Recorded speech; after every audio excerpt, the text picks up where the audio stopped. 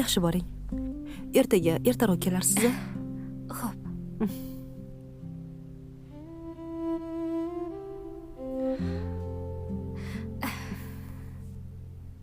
Ketdikmi?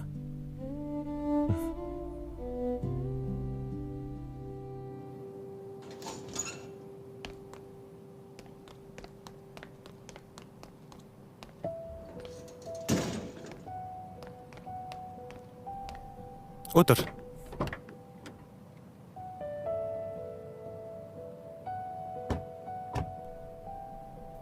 Men kuni bo'yi seni izlasam-u, sen uyimda o'tirgan ekansan-da? Nega meni esladingiz? Sendan kechagi qilgan qo'polligim uchun kechirim so'ramoqchi edim. Meni kechir. Kechirim so'ramang. Men o'zim ko'p gapirib yubordim. Yo'q, sen haqiqatni gapirding. Hech kim shu paytgacha menga bunaqa gap gapirmagandi. Uyga nima uchun qaytib borganingni bilaman. Daftar uchunmi? Ha.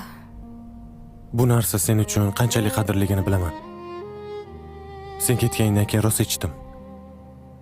Keyin shu daftarchani topib oldim. O'qiganimdan keyin kayfim tarqab ketdi. Dilnoz, hayoting shunaqa bo'lganidan afsusdaman. Ertaga ishga kelasan-a? Men uchun qayg'urgan odamning xizmatini qilmasam, gunoh bo'ladi.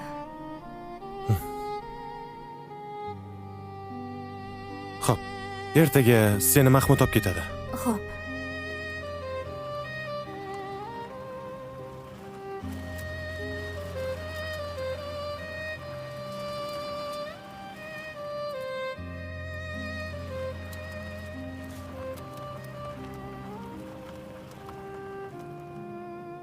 Kechagi shunaqa og'ir ekan, hali-haligacha belim og'riyapti. Shu ishni olamiz deb qo'ymading. Men nima qilay endi?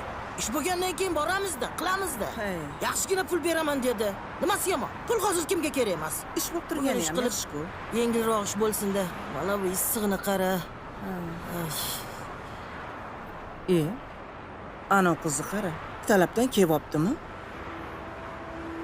Ana qiz aytyapsanmi? Kechaga aytgan gaplaring rostga o'xshaydi. Menimcha opasi katta jinoyat qilib qo'ygan. Bo'lmasa shuncha kundan beri ertalabdan kelib shunaqa turarmidi? To'g'ri.